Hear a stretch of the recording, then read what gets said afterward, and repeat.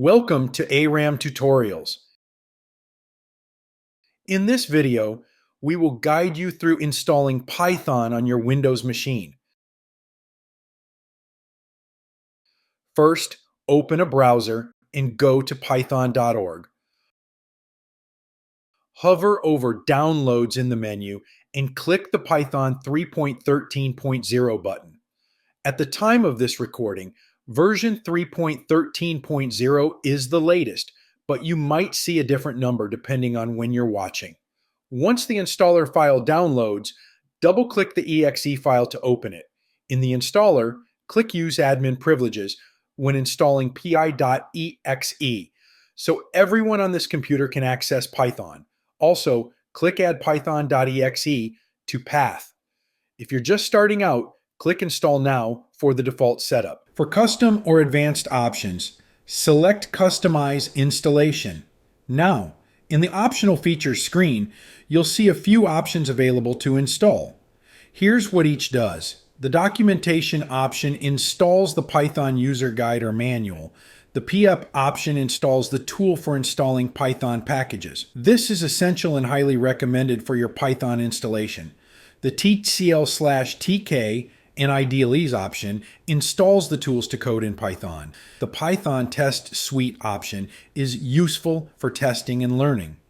The PY Launcher option allows you to launch Python from the command line. After choosing any options you want, click Next to continue. In the Advanced Options screen, you'll see additional settings. The Install for All Users option is recommended if you're not the only user on this machine. The Associate Files with Python option links Python files to automatically open with Python. The Create Shortcuts for Installed Applications option enables quick access to Python tools. The Add Python to Environment Variables option is important for running Python from the command line. The Precompile Standard Library option is optional, and it may slightly slow down installation.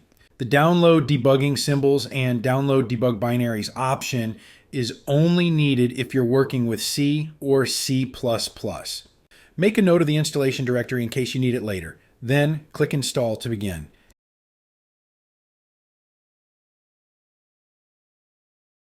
After the installation is complete, you'll see a Setup was successful message. Then click the Disable Path Length Limit option. This allows Python to bypass the system limit in the path environment. Then click Close. If you skipped adding Python to the environment variables during installation, here's how to do it manually.